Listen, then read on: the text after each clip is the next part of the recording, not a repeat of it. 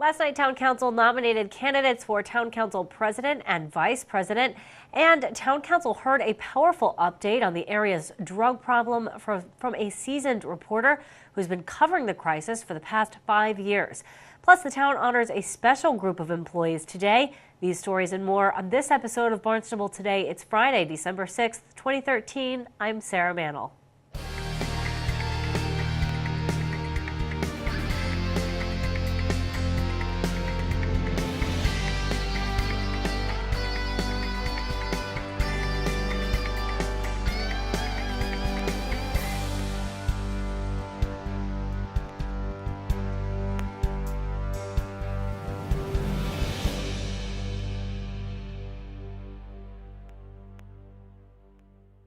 Last night, Town Council accepted nominations for the offices of Town Council President and Vice President. Nominations for President include Dr. Deborah Dagwan, Jessica Rapp-Grassetti, and Ann Kennedy. Nominations for Vice President include Jessica Rapp-Grassetti and Ann Kennedy. The Council will vote on those nominations at its next meeting, December 19th. The Human Services Committee spoke about the ever-increasing narcotics epidemic on the Cape. The group invited Cape Cod Times reporter Casey Myers to speak. She began reporting on the issue about 5 years ago. But it began very simply one day in December 2008 when I met with Patty Persico, who sits behind me, in her Sandwich home. She invited me to talk about OxyContin addiction and its close cousin heroin, which contributed to her own daughter's death in 2005 at the age of 19. Patty also invited her friend and fellow Barnstable teacher, Linda, and probably most memorable for me, Linda's 25-year-old son, Andy, who suffered from addiction to opiates. Those three people blew my mind in about 2 hours. Linda and Patty were the pictures of devoted, educated, and talented mothers. And Andy was so young, so handsome, so gentlemanly. Yet Linda and Patty had not been able to protect their children from heroin addiction. And Andy couldn't stop himself. Tears rolled down his cheeks as he apologized for all the trouble he has caused his family, yet he couldn't stop using drugs. They have just swamped his world ever since he was a student at Barnstable High School. And then shortly after that, in 2009, I had an interview with Detective Christopher Kent from the Yarmouth Police Department, who told me perks, the street name for oxycodone 30 milligram, were an epidemic and the root of nearly all the property crime on the Cape. What struck me most then and now was that he and all the police were calling it an epidemic back then, and while we had certainly heard of it in the newsroom, we had no idea it was the level of an epidemic.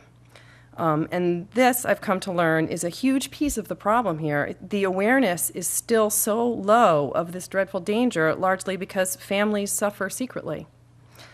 Linda and Patty haven't just been enormously helpful to me in all the research I've done in educating me as a writer. They are truly friends to the community for stepping forward and giving real facts and real faces to this disease that's so often just confined to whispers and rumors. And yet it is so terribly real. The truth pushes itself forward in horrible ways. Just in the last 2 weeks, if you guys have seen the papers, 24-year-old crashed his car during a police chase. And why were the police chasing Michael Florio? They were chasing him because he was robbing homes to feed his heroin addiction. A week later, a North Truro teenager, 18 years old, ODs while she's driving her car and crashes in Harwich. The Harwich Fire Department has to revive her with Narcan to save her life. Addiction to heroin is nothing new. It was actually sold over the counter as a cough medicine and a painkiller until it was outlawed in the United States in 1924. But this recent wave of addiction to opiates began in 1996 when the FDA approved OxyContin, and people realized that crushing it would give them an opium high similar to heroin. Addiction rates soared, and on Cape Cod in the early 2000s and right up until today, kids are swapping ADD pills with Vicodin and oxycodone right in their own schools.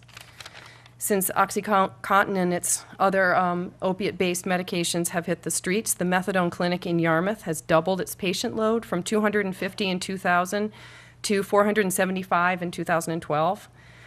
Gosnold on Cape Cod's percentage of people in treatment for heroin and opiates went from just 24% in 2002 to 60% in 2012. Myers said dealing with the crisis has been made tougher because many insurance companies do not cover the cost of addiction treatment, and many patients often have to wait days or weeks to get into a treatment facility. Myers encouraged the council to continue the conversation and reach out to the medical community in Barnstable. Town employees were in the spotlight today. The Human Resources Department recognized employees that reached major milestones this year. 85 employees were honored for working for the town anywhere from 5 to 45 years at a Years of Service celebration. Town Manager Tom Lynch recognized the employees' dedication to Barnstable. Really, on behalf of the town, I want to congratulate you for the milestone that you have passed today as a Barnstable employee. You're really the backbone of everything that we do, and I hope you value your public service as much as we value each of you. And I guess we should have a round of applause for yourselves. How about that? Natural Resource Officer Doug Colwait was recognized for working for the town for 40 years. He says he has thoroughly enjoyed his time with the town. But it's been a very enjoyable time, and mostly the staff and the people we have working for us, they're fantastic. It makes it a lot easier to do the job. And it's changed so much over the years. When I started, there was a lot less houses and a lot of things I could speak of, but it's been sort of an exciting time for me, actually. I really love the job. Solid Waste Foreman John Late was recognized for his 45 years of service. Great. I mean, it's a great town. I grew up here. They've treated me good. I've had good employees work under me, and even upper management. I've had good success with all the upper management and stuff. So it's been a pleasure. And I didn't think when I first started with the town back in '68. I remember my first couple of weeks, I met a guy that worked at Highway, which I started at Highway, and he had been there 32 years. And I go, geez, how can you stay at a job at 32 years? And it just goes by fast. And I like what I'm doing. I like the people I work with, and it's been, it has its challenges, but it's what you make of it. You know what I mean? And being from this area, it's even more pleasant to be in this position. You know what I mean? And following the Years of Service celebration, all employees that were recognized get to take the afternoon off. Well deserved, I might say. Congratulations to all of today's honorees. Now let's check in with Brenna McCoubry, who has a look at sports. Good evening, Barnstable. I'm Brenna McCoubry, bringing you the latest on New England and Barnstable High School sports. Last night, the Boston Bruins lost to Montreal Canadiens 2-1. They have a chance to come out on top tomorrow as they take on the Pittsburgh Penguins at 7 p.m. at the TD Garden. Catch the Boston Celtics tonight at 7:30 as they host the Denver Nuggets. You can find that game on ESPN. On Sunday, the New England Patriots will host the Cleveland Browns. Kickoff will be at 1 p.m. at Gillette. Winter sports has begun for Barnstable High School students. A few scrimmages will take place this weekend to get the season rolling. The varsity girls basketball team are in Wareham today as they had a 3:30 start. Tonight, the boys varsity hockey team will take on Peabody Veterans Memorial at 7. You can make your way over to Hyannis Youth and Community Center to catch that game.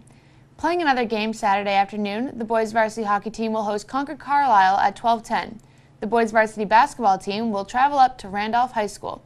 They will play against Dorchester and Severian at 1 p.m. Also on the road that afternoon, the girls basketball team will be at Bourne with a 2 p.m. start. Making our way into the evening, the girls varsity ice hockey team will be playing at the Hyannis Youth and Community Center. They will host Acton Boxborough at 5:30. For Barnstable Today, I'm Brenna McCoubry. There are also a slew of holiday events in Barnstable this weekend. Tomorrow is the Hyannis Main Street Christmas Stroll. There are activities for the whole family from 10 a.m. to 6 p.m. Santa's Boat Parade at Hyannis Harbor begins at 3:30 tomorrow afternoon. The Centerville Christmas Stroll is Sunday afternoon from 4 to 7. Kids can have their photos taken with Santa, participate in crafts, and listen to some beautiful caroling. Santa will also make a stop in Cotuit before he arrives by boat. Holiday activities begin at noon in Cotuit, including horse-drawn sleigh rides. Santa will arrive by boat at the Cotuit Town Dock at 3:45 tomorrow afternoon. Attendees can then walk to the Village Green for the annual tree lighting ceremony. And last but not least, the Hyannis Youth and Community Center will host its annual holiday skate show tomorrow. Participants will show off all the skills they have learned in the program. The show is free to attend. It will be held at the Butler Rink at Hyannis Youth and Community Center from 5:30 to 8:30. For Barnstable Today, I'm Sarah Mannell.